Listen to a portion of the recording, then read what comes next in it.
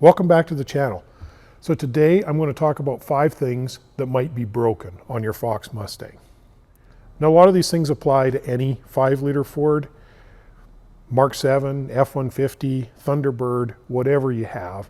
So even if you don't drive a Fox body, keep watching. These problems could apply to you. Now I've got another video on this channel, which I'll link down below, outlining 5 plus some bonus mistakes that guys make when they put these cars together. In that video, I discuss things that happen every day when cars show up here for dyno, and that we can usually fix on the same day and be able to continue with.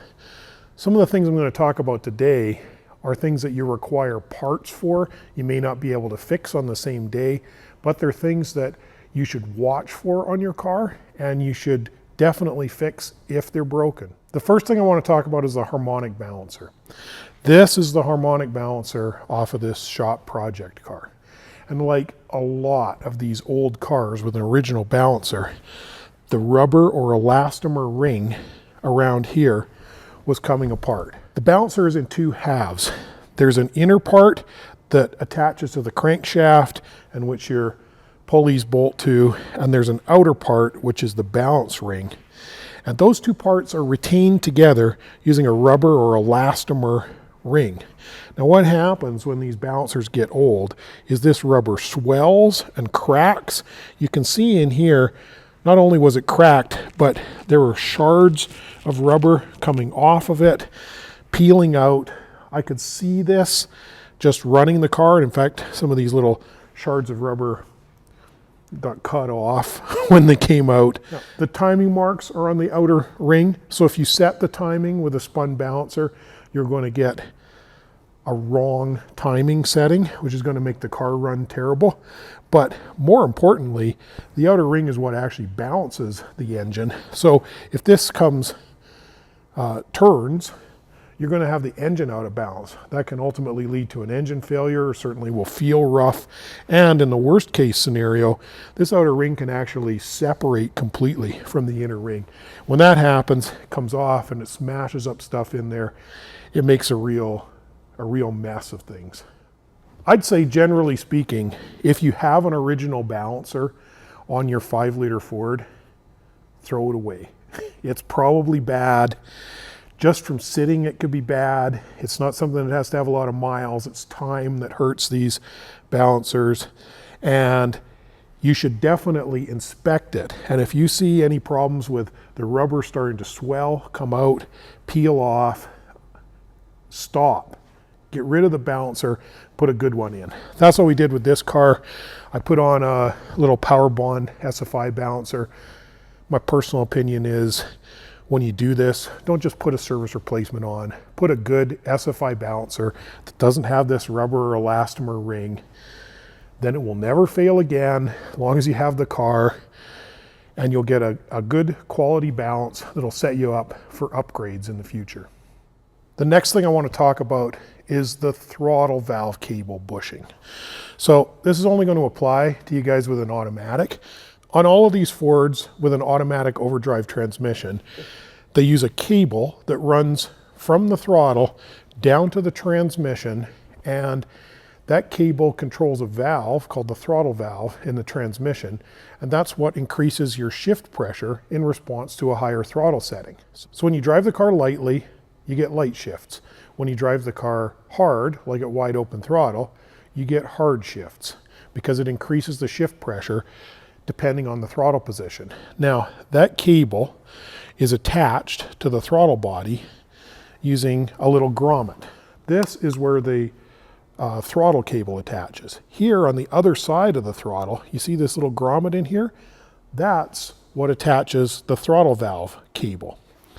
And what happens is these grommets get old and they crack and they crumble and they fall out.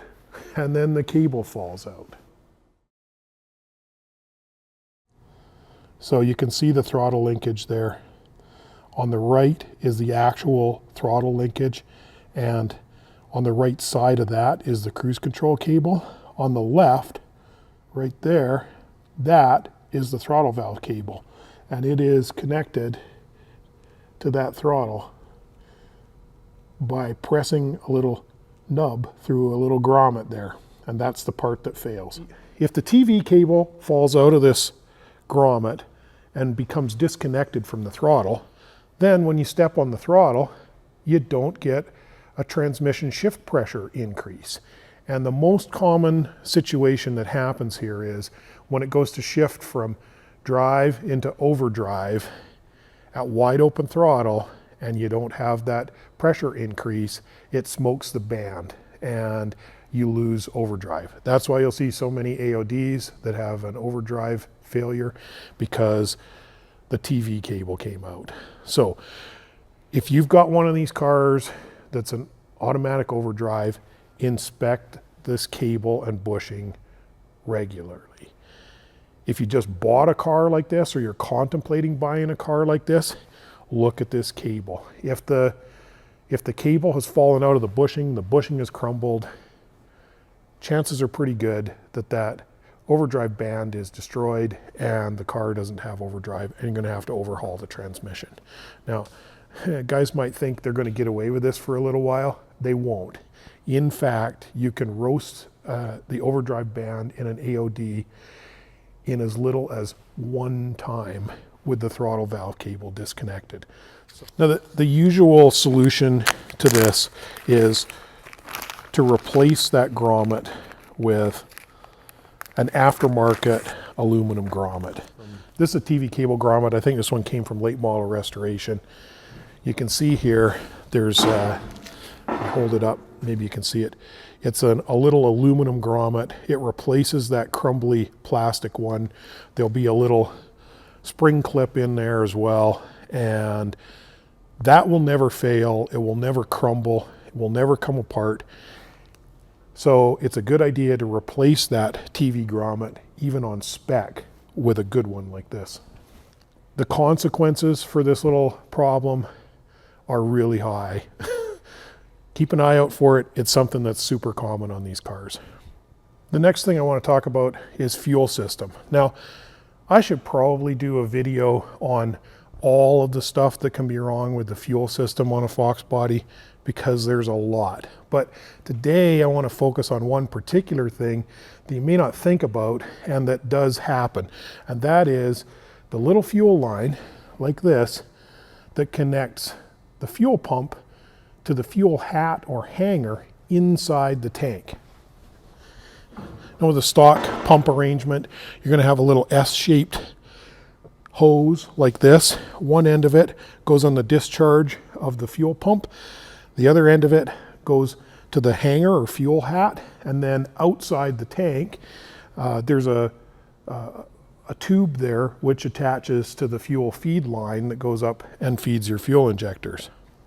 Now, especially on an old car like this one, and this one in particular did have this problem, these hoses can get old and punky. The hose can crack, and then what happens is all the fuel, or a bunch of the fuel, bleeds back into the tank before it ever gets out to the fuel hat. The symptom on this car was low fuel pressure, made like 20, 25 PSI at idle. It was caused primarily by a failure on this little hose. There's several reasons why one of these hoses can fail. Age, that was certainly the case with this car. Someone had clearly been in the tank at some point and replaced the fuel pump. Maybe they damaged the hose a little bit while they were doing that.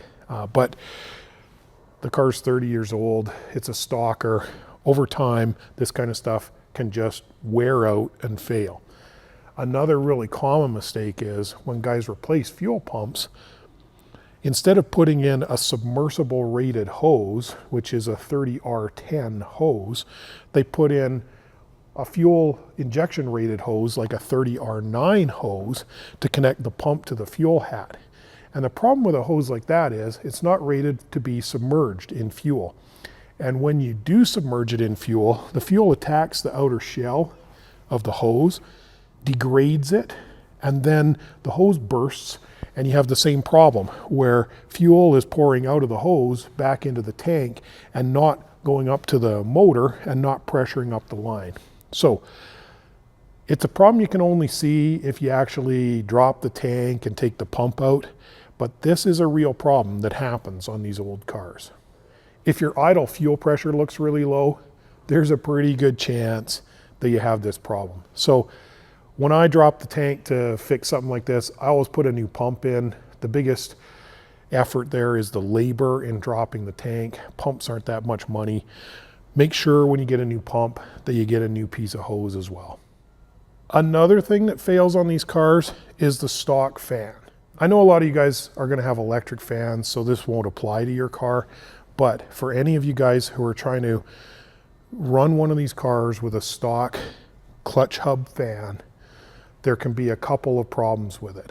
I mean, the first and maybe most obvious problem that guys are going to talk about is the clutched hub itself. So that can fail, and then the fan is not going to deliver the CFM of air that it should, and your car will run hot. So if you've got a car with a factory fan and it runs hot, you should check that you don't have a problem with the clutch in the fan.